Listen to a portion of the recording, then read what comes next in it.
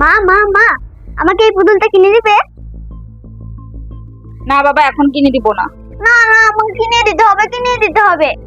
আচ্ছা বাবা, ঠিক আছে, কিনে দিচ্ছি, যে এখন গিয়ে পড়তে বস। জানো মা, আমার বন্ধুর বাবা না কি সুন্দর পূজাতে তাকে ড্রেস কিনে দিয়েছে, আমাকে কবে কিনে দিবে? তোমাকে কদিন পরে কিনে দিব। না না, আমার এক্ষুনি লাগবে, এক্ষুনি লাগবে। আচ্ছা বাবা, দাঁড়াও দাঁড়াও, ঠিক আছে কিনে দিচ্ছি, যাও নিজের হোমওয়ার্কটা করে ফেলো, যাও। আচ্ছা পূজা, তোমাকে আমি একটা কথা বলবো। সকাল থেকে আমি দেখছি তোমার মেয়ে তোমার কাছে যে জিনিসটাই বায়না করছে তুমি বলে দিচ্ছ ওকে কিনে দেবে। ও তো বাচ্চা মানুষ, একটু বায়না করেছে, তো আমাদের কর্তব্য যে আমরা মা বাবা হয়ে ওর বায়না মেটাবো না? তুমি জানো এই জিনিসটা ওর জন্য ক্ষতি হতে পারে। ক্ষতি হতে পারে মানে? হ্যাঁ অবশ্যই। আমরা যদি এই সময় থেকেই ওর সমস্ত জিদ আমরা পূর্ণ করা ওকে শিখিয়ে দিই না, তাহলে ভবিষ্যতে ওর জীবনটা কিন্তু একটু অন্যরকম হয়ে যাবে।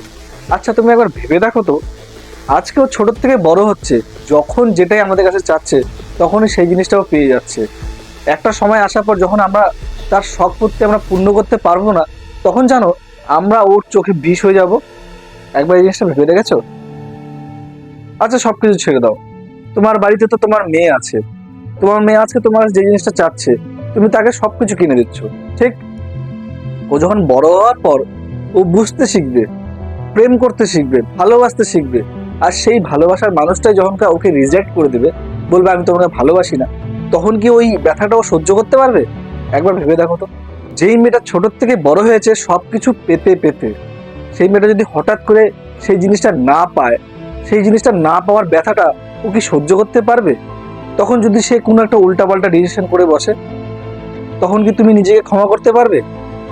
এর জন্যই বলছি, মা বাবাদের না বলা শিখতে হবে বাচ্চাদের, যে না তোমাকে আমি এই জিনিসটা কিনে দিব, কিন্তু তার জন্য তোমাকে ওই জায়গাটা অর্জন করতে হবে। তুমি পড়াশোনা মন দিয়ে করো, তাহলে আমি তোমাকে ওই জিনিসটা কিনে দেবো।